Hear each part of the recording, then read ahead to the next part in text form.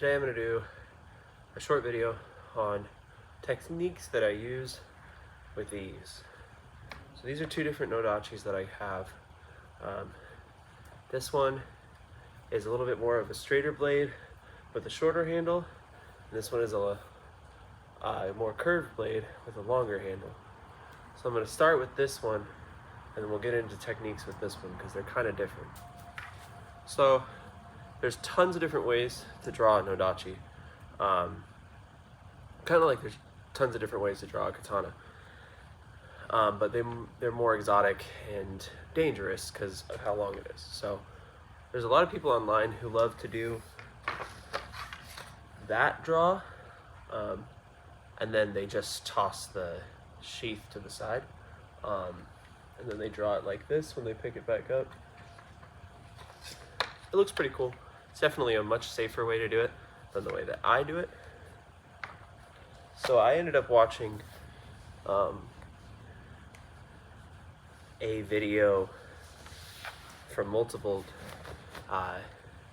Japanese practitioners and also Chinese practitioners. They use the I think it's the Chongdao. It's basically just a Chinese nodachi. What they do is they pull back and then throw, and then you use your hand to guide it out, and then you grab it. Now it's difficult, and I don't recommend it for beginners, and I recommend using gloves. I couldn't find my gloves, so today we're gonna do it without. But basically, you take it and you use your right hand. You use your right hand to throw it, and then when it gets to about here, you catch it, and that gives you enough leverage to draw the saya back, catch with your other hand, and grab. It's a lot easier to do when the motion's there because it pivots it back into your left hand, and then you're already in a draw stance with the correct handling. So hopefully that is clear.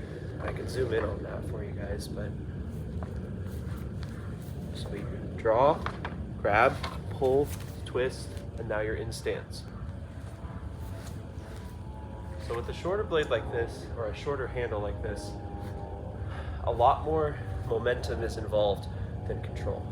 So you can use the momentum of the shorter handle to pop up into higher attacks. Now what I like to do with this one is switch from a close to a long grip depending on what I'm doing. So if I'm going for an upward strike, I move my hand closer to be able to rotationally drive the blade. I still have quite a bit of control because my left hand is doing the heavy lifting, and I'm able to pull it up and through in a more cutting motion. Then if I want to, I can slide my grip down and pull into diagonal cuts. Most of the time with nodachi, diagonal cuts are king. Upward diagonals are really where they shine because the amount of reach you can administer is pretty substantial, because my hand is here. So with the shorter blades, I enjoy doing that. I'm not someone who spars, would love to, but I've never done it with like in a HEMA way. I did a little bit of kendo when I was younger, and then just free sparring with friends when I was younger. But with this, walks with this would be just same as a katana. You would want to parry the blade. So it'd be like that, and the blade would come down this way, and you'd come around. Another thing that's really cool about the nodachi specifically is if you come down, you can use momentum to stab, and stabbing with this is basically a spear. Like, the range on it is it's really ridiculous actually. So you could have it like this. You could come down and stab instantly. Another one you could do too is kind of feint someone and goad them into coming to you with this and stab. So the biggest thing with any nodachi is the stance needs to be as wide as you can make it. It will create stability and a base for you to land moves.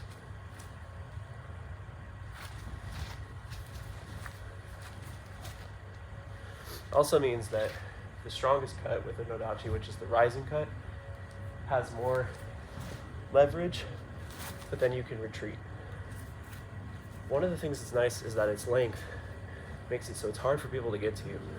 Even when I have it drawn back this far, this is still longer than a regular katana. And then I can have it launched, ready to go. And it's relatively fast. These two nodachis also are my heavier ones. As you can see, they don't have fullers. Now this guy is even longer. I believe that other sword is 117 centimeters, and this is 120 centimeters in blade length.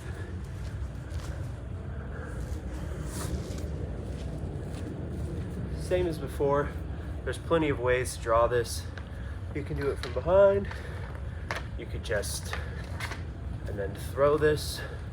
And then you can also do it from the hip. From the hip is arguably harder with this one because it's longer. And there are other ways you can do it from the hip. I tend to have mine propped up higher so that the saya doesn't drag in the ground. What you can do though is you can pull it all the way back to here and then grab the blade like this. And if it's far enough back in your obi belt, you can pull it out with just your hand. But since this is so long, I tend to just do it the other way. And it's even harder because of how much longer this one is. So with the extra curve, this one has a tendency to misalign. So you can throw it and then it ends up kind of here. I don't know if you can see that, but see how the blade kind of turns?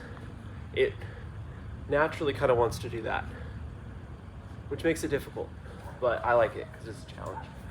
So that's where the bigger handle comes into play. There's a lot more stability with this one, and it's needed because it wants to flip. So I like to do the same thing, do rotational, and I rotate my grip too. I go in and out. Another thing I like to do is with these, I use my leg first, like more than a normal sword. I like to stomp. That's just me, but helps me kind of drive the cut forward. Because the thing with the nodachi is it's a powerful weapon. So you're wanting to generate as much power as you can.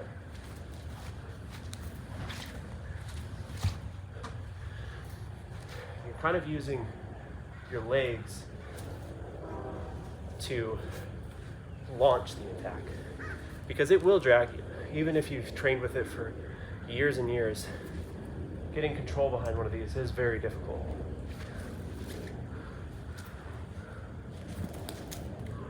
This one particularly is cool for doing like a downward into a cut.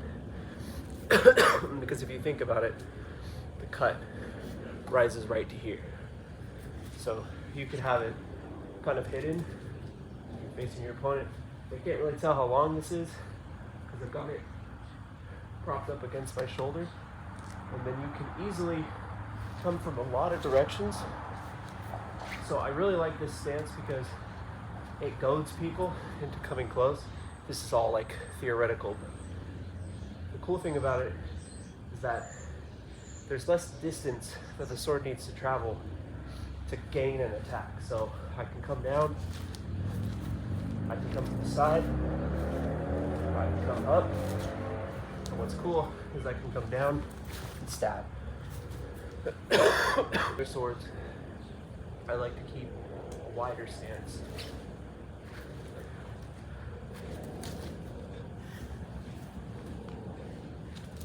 And I'm using all of the suka.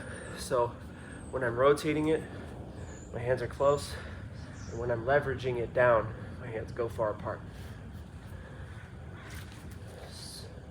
When I do this, it gives me maximum amounts of reach, and then when I do this, it gives me more cutting power. So a lot of it is just repetition of form. And this thing's heavy. This thing is 5.5 pounds, which is crazy. So doing one-handed strikes with this is not ideal.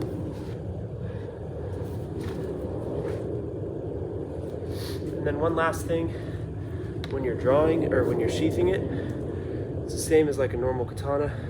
I use my hand, grab, pinch, pull, drop down. And there you go. That is how I use nodachis. Hopefully that made sense. Hopefully it wasn't too long.